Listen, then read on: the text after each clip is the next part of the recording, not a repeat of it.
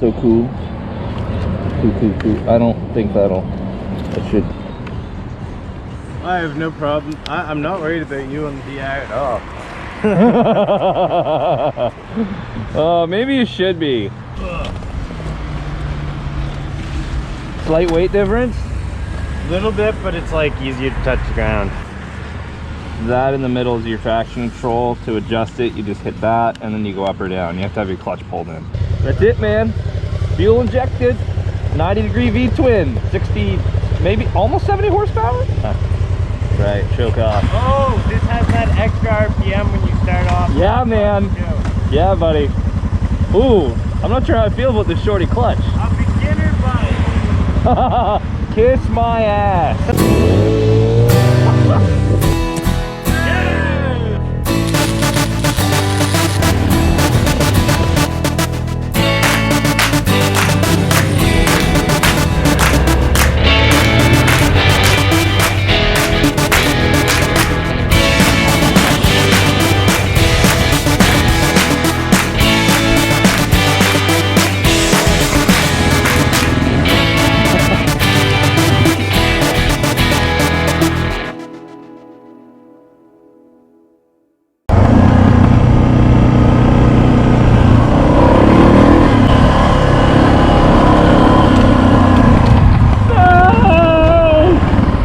The Gatorade, my baby.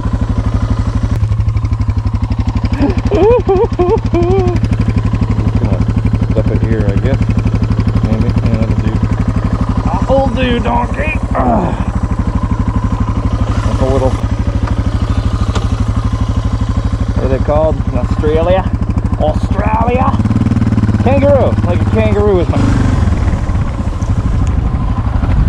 Oh!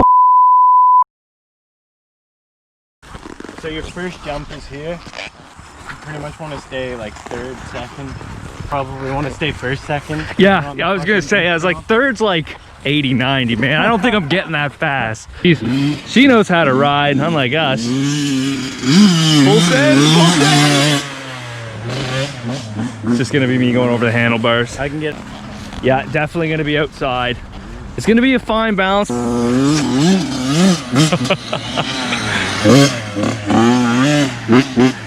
Kid can ride. This is probably one of the best maintained tracks in the valley, and it's privately owned, so it's definitely used at your own risk. That being said, he's super happy to have anyone here ride it. Oh, nice. As long as you're respectful, respect the work that's been put in. It's been, like he said, 17 years. Wow. Too. That is a jump. That is a jump. And so long as the other side isn't death, that's what's important to me.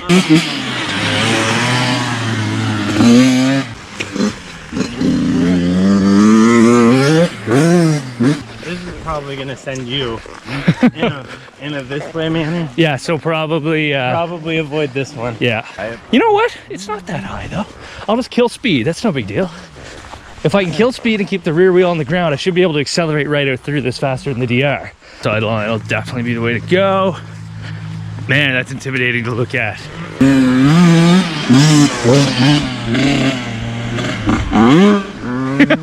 That's about the speed I'm gonna do it, yeah. Oh my god, man, that is terrifying. Right? I think I'm not recording, but I'm actually not sure. Okay, so second lap, one practice lap. Shouldn't be doing this. I hope I have a good camera angle. Here we go.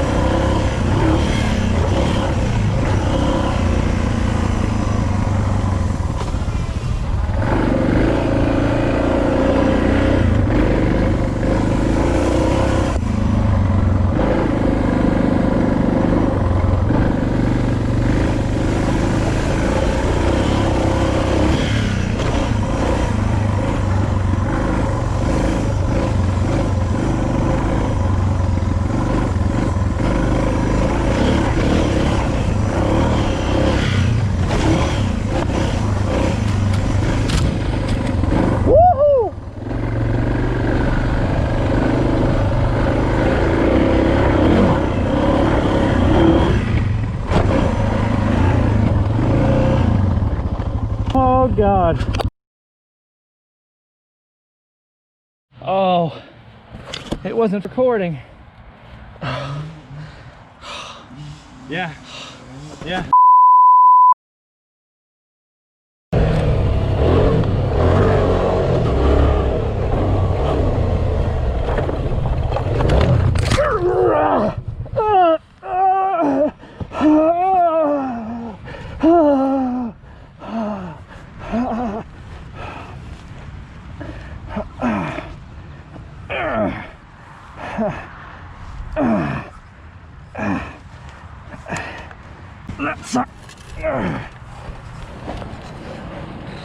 Why couldn't I cut the other ones on video?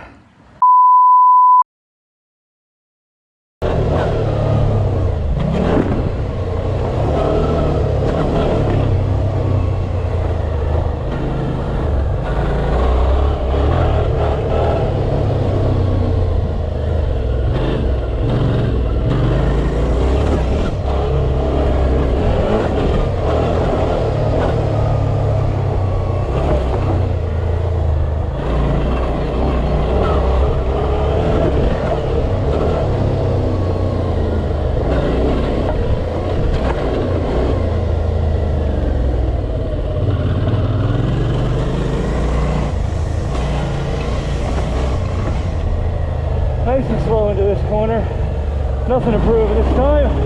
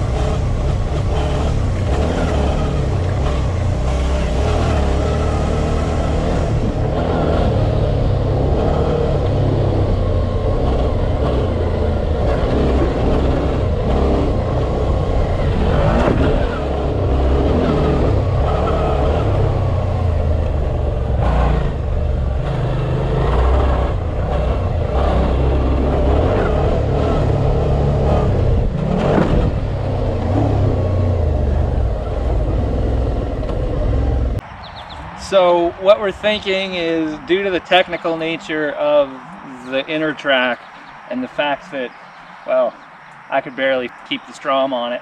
I'm probably not touching the Strom today. What I was thinking though is the outermost track, there's some good whoops, there's some good little, like just little jumps, and there's lots of straightaways with, you know, some mushy terrain. So I was thinking we could switch on that. The DR feels almost like a dirt bike. It never is, but it performs pretty damn well. It's a lot of fun. It's a lot of weight, but it's a lot of fun. It's a lot of weight, but it's a lot of fun. I can't imagine what the V-Strom is going around those berms and banks. You know what? It's not bad until you miscalculate, and then once you miscalculate, there is no return. I just noticed it on the. I noticed weight on the lean, and that's probably some riding position. Any tips, hints, suggestions? Welcome. Don't read the comments. Yeah, they're probably not going to be nice to us. No. Don't be nice. Yeah, guys, we're not good riders. Like, yeah. You don't have to tell us. Nice. We know. Yeah, I don't need to know I suck. With the V-Strom on this, though, man, the suspension feels adequate. Like, it really does for a lot of those whoops until you go and jump it, and then as soon as you hit the ground, it's just like, bang, skid plate. That's all you feel. It's just it blows right through that rear suspension, and that's at max preload. I have noticed that on the whoops, and like if you're not super hard onto your throttle, it goes really well. A little stiffer coming into the corners and stuff would be nice, but other than that, with my limited riding experience and understanding of bikes, if I can do it, I imagine somebody who's more technically able could just crush it on one of these. Yeah, five-speed gearbox on that. Is it a 6 on that? That's a 6. 6 on the Strom. Okay. Single 90-degree V-twin, carb, fuel injected. Fuel injection with the idle assist. So you let that clutch out a little bit at low RPM, it'll elevate the RPM for you, makes it so much easier for not stalling. And you don't have to worry about leaving your choke half on. Yeah. It's creature comforts wise, and even like off-road coming into here, coming over the whoops and going by some of the washouts, first things I notice about the V-Strom, it's a lot more planted, so you're lower, immediately notice, a little bit wider, but it feels like a sport bike almost, but not quite. Like it's very sport touring when you're sitting on it, and then once you get it off-road and you realize how capable it is, it almost starts surprising you a little bit more, a little bit more, a little bit more. I will say, after being on track with the DR, one thing I want to do is get rid of the rubber bushing mounted foot pegs. Those I don't think that's a new super complaint. sketchy. Like I heard it on some forums and stuff. After experiencing, it feels like you're going to fold them over. It feels like you're going 60 over a jump on a set of old school bike pedals. I think that was poorly designed for a dual sport bike, and I am a little shocked that 20 years later they're still rocking the same thing. That being said, thanks for making such a reliable pig, Suzuki. So what do you say, we take this around the outer berm? Yeah. Now remember, Colin, you can't treat the V-Strom any worse than Colin. Okay, Colin. Excellent. Have fun. Oh yeah, thanks. Practice safe riding.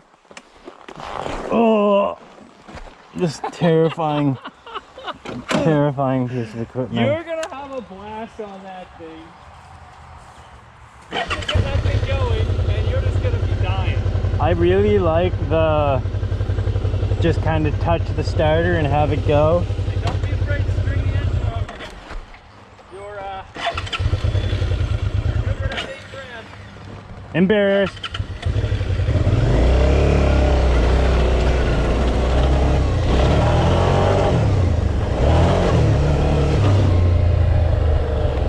Oh my god. What's the first thing you notice? It feels very, very big. And I don't know where I'm going to turn it around already.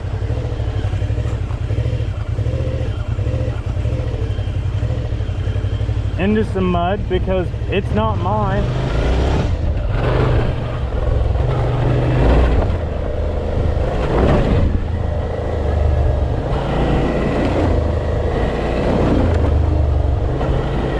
Some little whoop-de-doos.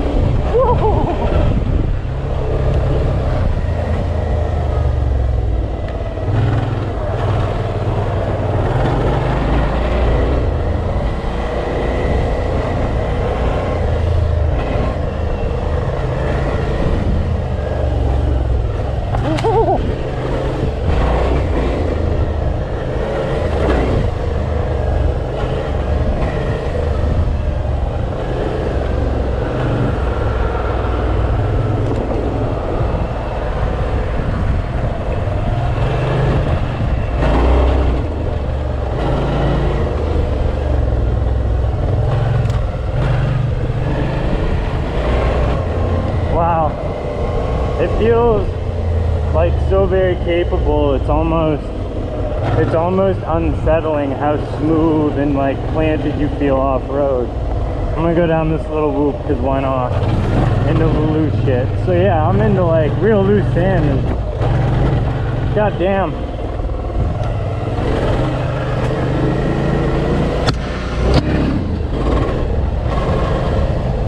Yeah, this is actually really great off-road. I'm super surprised. I feel planted and I feel really capable.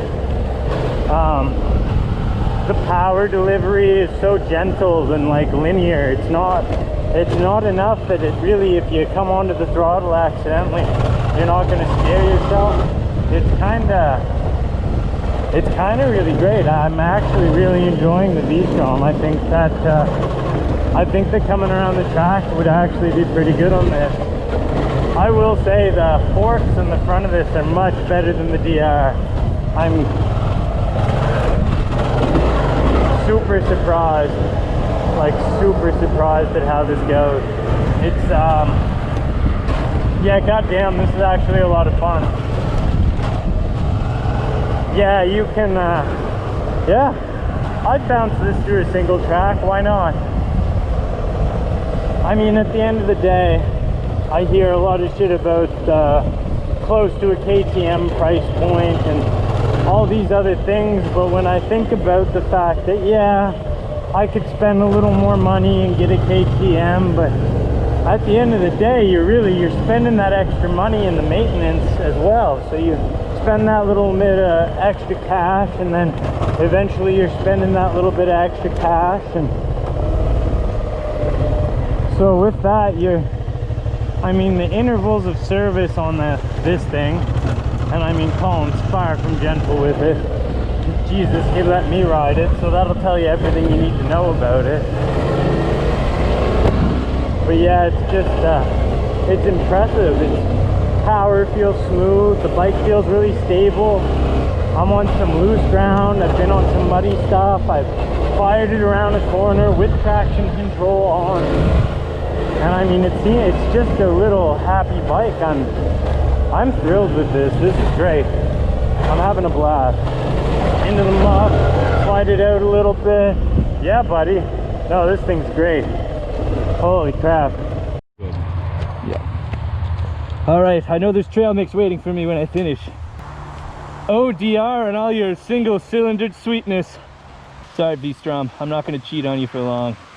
I'll always come back to you, you big sexy bitch. Love you. All right, girl, let's play. Oh.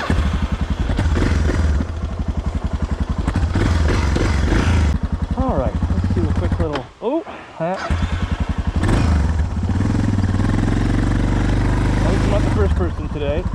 So the big thing I gotta remember on this is, woo, oh my God, it leans, holy. This is so much different than the From. It's just like, the suspension is so squishy. And that front wheel, like, it just tracks into everything. And I don't know if that's because he's got some relatively knobbies on this, but I wouldn't want to put her in the mud, that's for sure. All right.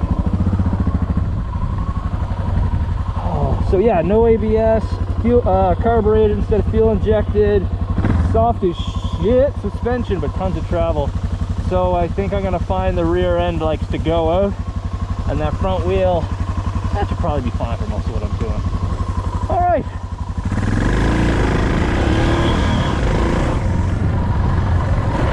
Oh yeah, handles that, no problem.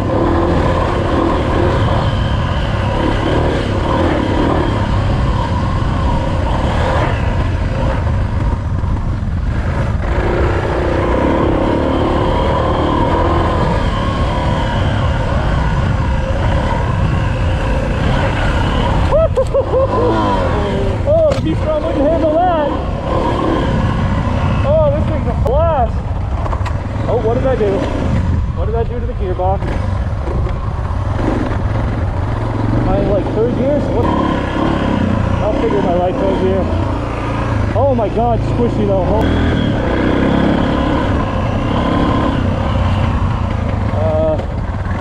I think it's just, oh yeah.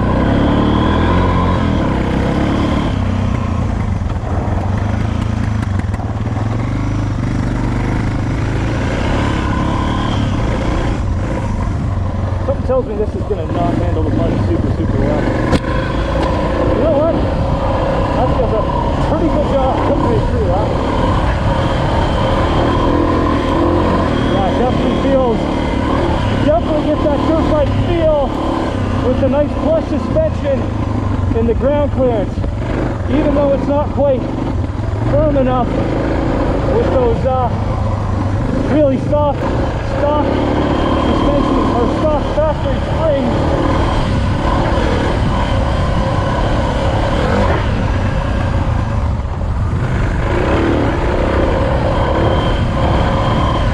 Yeah, what a beat that is.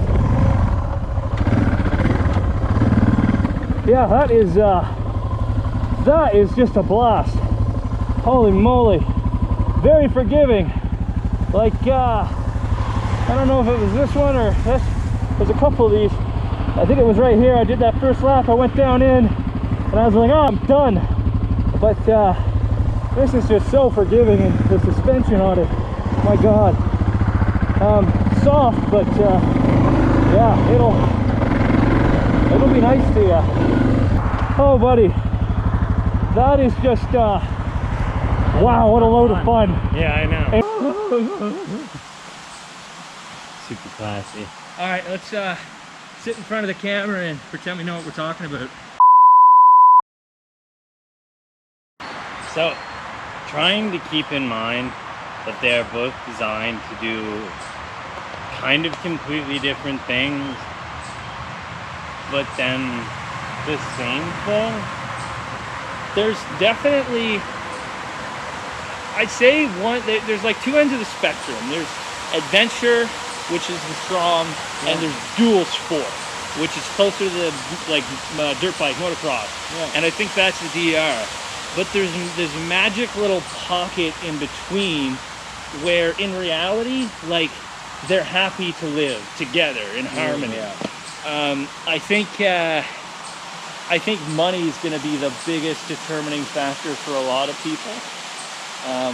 But I've been thinking, when you buy the DR platform stock, by the time you've done all the little modifications you want, you add the heated grips, you do bash bars, you buy a skid plate, although I think a lot of them come with the skid plates on now.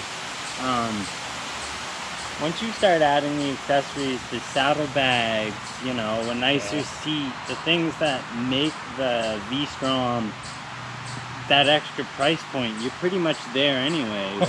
And maybe I didn't tell you. So when that thing rolls off the factory line, so if you spring for the XT, which XT basically gets you the plastic handguards and the undercowl and tubeless spoked rims, that's a blast. It's 13 grand taxes in, and you get those lockable saddlebag things.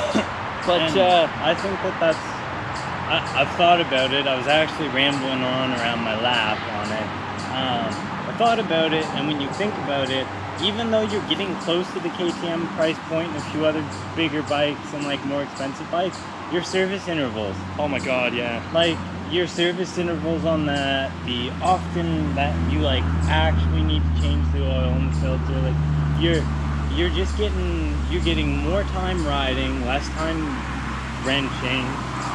You can do the work yourself if you're competent on the V-Strom. And it's easy. It's easy work. And it's minimum electronics, mostly just the engine.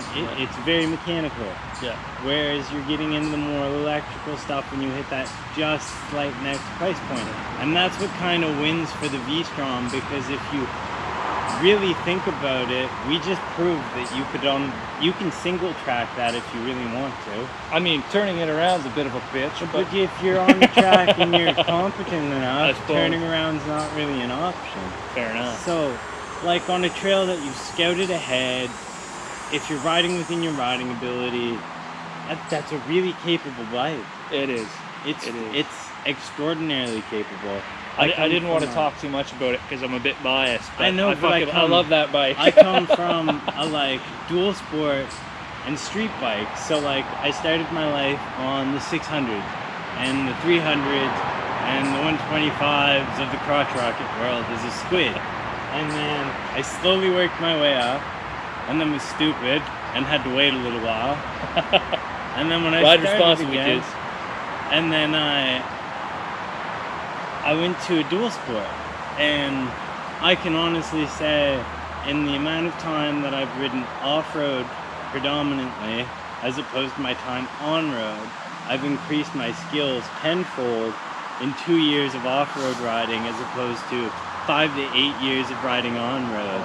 And those off-road skills, they really do transfer onto the pavement when you end up in those holy shit moments. Yeah. They really do. Because you're used to oh fuck moments on a loose, poor surface where your traction is braking or traction control is like, no.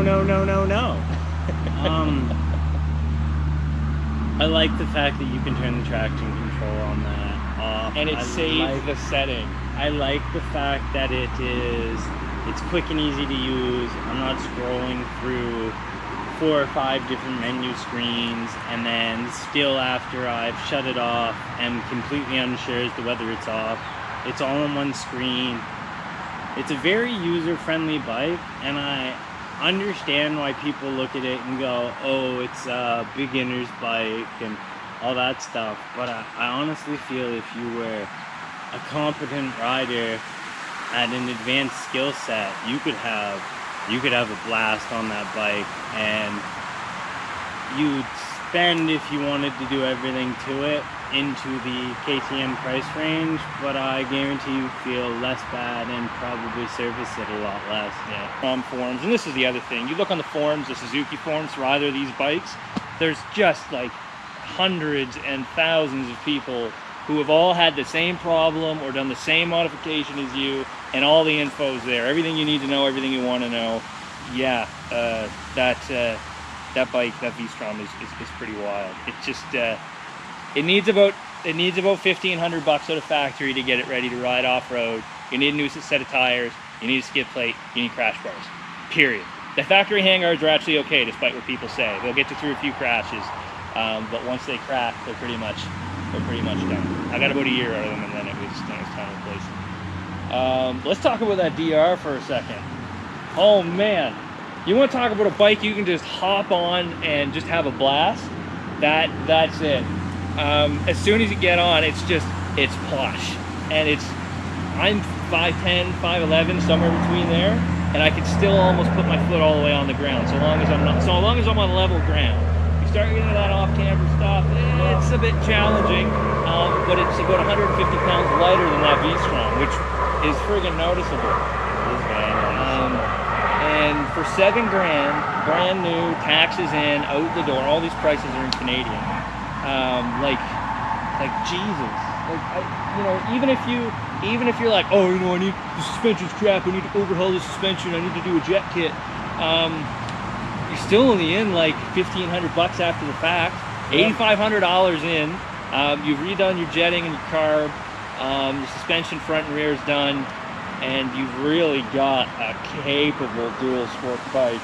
Yeah, I think I just proved that I can ride that over to the track, burn around for enough laps that I'm exhausted and still able to just barely get my ass home and have a good day and not completely beat it to death. It's held up. I mean, I'm far from gentle on it, and like you can find a used one, as everyone says, for a good price. I paid an amazing price for mine, and it's a 2001, so we're 20 years old almost, and it's the same as a 1980, whenever they started. I don't know, when did they start producing them? 1990, something like 90s. It's the exact same as it was the first year it came out. All the parts are the same. Like, you will never have any shortage of accessories or kit. No, there's a huge aftermarket for them. You could set the DR up to be a complete touring machine. There's many people that do. Mine is new to me of 3 months, so I've done tail light, a different tail light. I took off the kickstand sensor, as you do. Beating it through the trails, that was just a nightmare, and that's such a super quick and easy thing to do. Still got the stock handguards. There's your testament right there. Those are 20 years old, probably came on that bike. I'm second, third, who knows how many owners into it, and they're still there. I've put it into the trees, still there. It's I think the engine's basically bulletproof too. Yeah, so you can ride it with the choke half on for 2 hours. Yeah, it won't even complain. It'll stall a lot, but it won't complain. Oh yeah, if you're new to DRs, they've got a choke on them. You're never living that down. I don't care. So I stalled once or 12 times. 16. Really? It was 16 or 17 by the time I was like out. It was hilarious. Anything else you want to say? Or should we go have a beer? I think we should go have a beer. Yes, sir. I like the fact that it's a Wayne Gretzky beer. Oh, very nice. Because Cheers. we're both such wieners. I mean winners. Winners, I said winners. Oh, 4 more of those, please. So, we've done the MX track, we've got home, we're bagged. You did 6 laps, I think I did like 4 or 5. Yeah. And like, just exhausted. It's ridiculous. I don't know how they do it for. Well, they've got 100 pounds less than I do on their bike. They've also probably got 100 pounds less of person than I do on probably. me. Yeah. You know, like I don't actually really know what we set out to prove. I think it was just a bit of a test for ourselves, and then kind of a huge test for the bikes. Yeah, it was, in my mind, it was kind of always which bike is better for ADV or dual sport. But I think, like I said earlier, they're both, the DR650s in the dual sports, closer to dirt bike end of things, and the V-Strom 650 is more on the adventure or overlander end of things. But there's this happy in between where they overlap and they can operate in the same kind of areas and the same kind of terrain, provided you know you're competent on it. So I think the rider is really what holds both bikes back. Yeah, 100%. Yeah. It's all about rider, how comfortable you are. That being said, the only way you're gonna get better is to throw yourself into the shit sometime. And the thing I think we definitely drove home is that you can take either of these bikes and put hard miles on them, like real hard miles on them. And as long as you do your general maintenance, they're gonna keep going. They're gonna keep going. Lube the chain, adjust it every once or twice, lube the chain, change the oil every now and then. And they'll go. Yeah, they'll go and go. Yeah, honest to God. So if you were to buy one bike, brand new, tomorrow, which one would you go for? Between the two of them? Yeah. At this point, and I kind of like hate myself for saying it, I'd probably go buy a V-Strom. Really? I would probably go buy a V-Strom because if I wanted one bike instead of having 4 in the garage, just one bike that did everything that those 4 bikes did with the exception of the trials bike, it would be the V-Strom. When I got out onto the highway and you've got that nice little pocket of clean air where your head sits, and you could wear a sail on the top of your head, it feels like, and you wouldn't be going like this. And it's quiet. Like, it's so quiet. That was the first thing I noticed. I got on and I got onto the road doing 80 kilometers an hour, which is not that much, but when you're wearing a true dirt bike helmet, not even an ADV helmet, you've got a fairly big peak on your head and it catches air. So I found that it really clean air pocket. It was a really great rider position. It's easy to stand up on once it gets going. You can throw it through the trails, and other than maybe the ground clearance, with the right set of tires on it, I felt really competent. I felt really confident even throwing the ass end out coming around a corner. And that's like, I think I rode it twice for 5 minutes. Yeah, and in 5 minutes I was feeling good enough with traction control off to throw the back end, and I didn't feel loosey-goosey or unplanted or unstable. It's so heavy, I don't think it can. No, like, it's but then the weird part is it's a really heavy bike until it starts rolling. Yeah. And then I really, even going through the heavier corners, I didn't notice that much of a difference between the DR and the way that I'd throw it into a corner and the way I'd throw the V-Strom into the corner. And I really have a huge appreciation for the smooth throttle response when you are on the trail. So big singles are pretty much the like track dominant, be it a 2-stroke single or a 4-stroke single. You're on a track, you're pretty much running a single cylinder, 4-stroke or 2-stroke bike. That is a bigger displacement or a smaller displacement.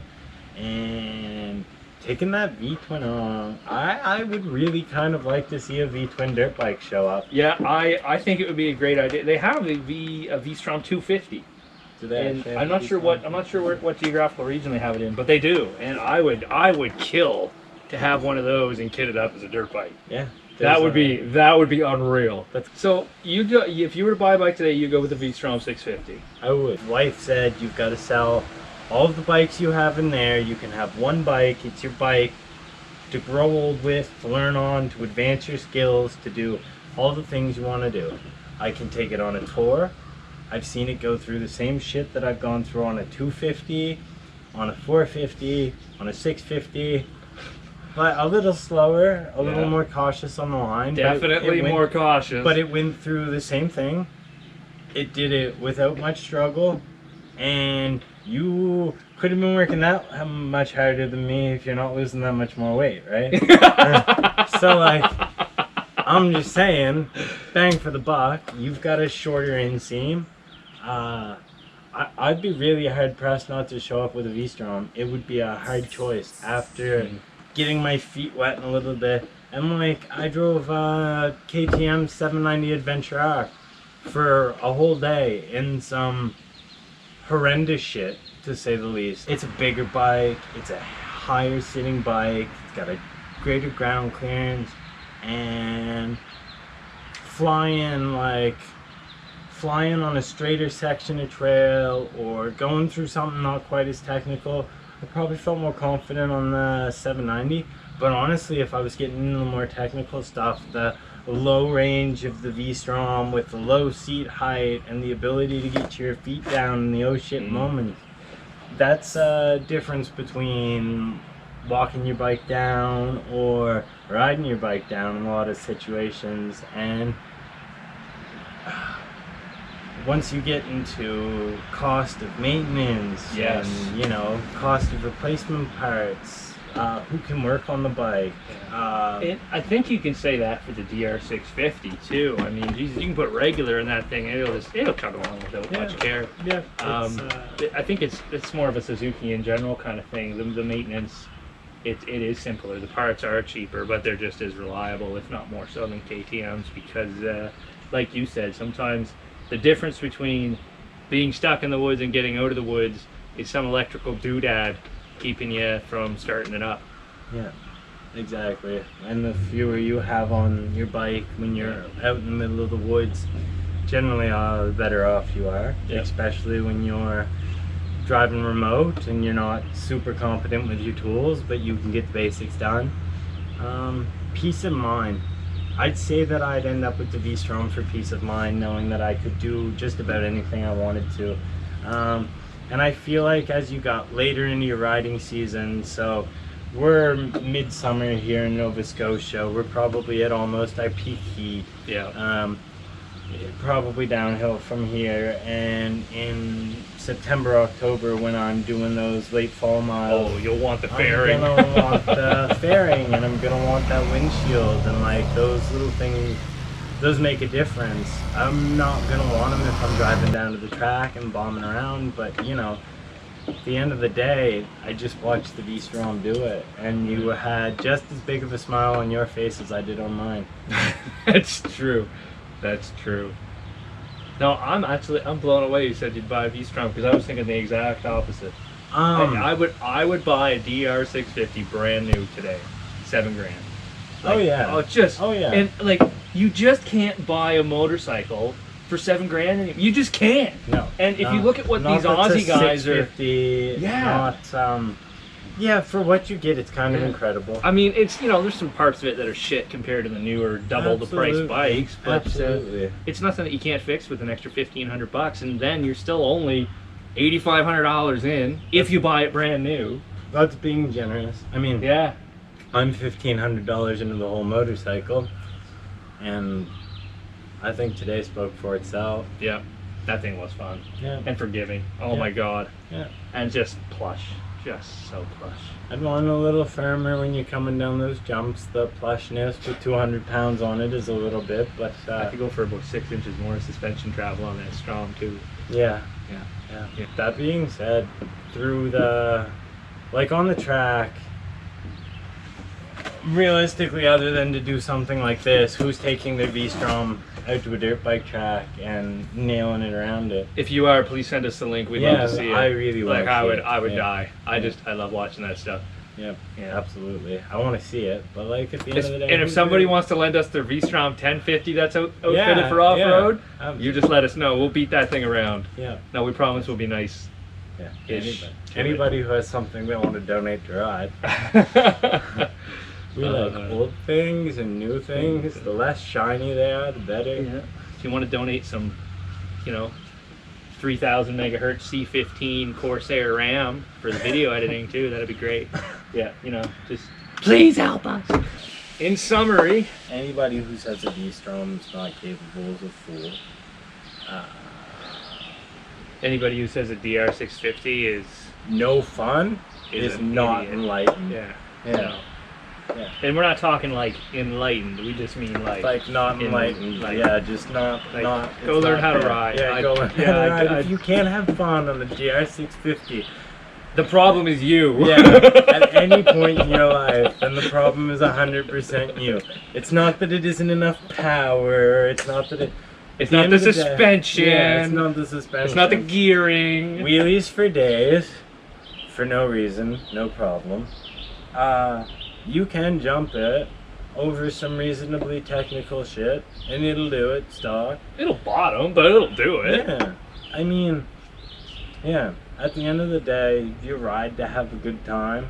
That's why you should buy a motorcycle, to learn a new thing, to see some new places, to meet new people and have a lot of fun. And I think at the end of the day, we just set out to prove to you guys that either of these bikes, I mean, at 20 years old or 3 years old, no matter how many kilometers are on them, they're a really good option for you. You can have a lot of fun on them. You can take them just about anywhere. And that's why adventure riding and dual sport riding is the fastest growing segment of motorcycling today. And here's to that.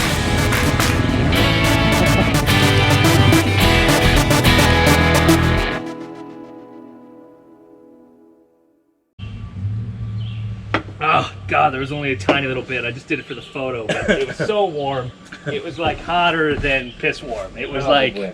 like coffee level warm. Probably. Yeah, it was great.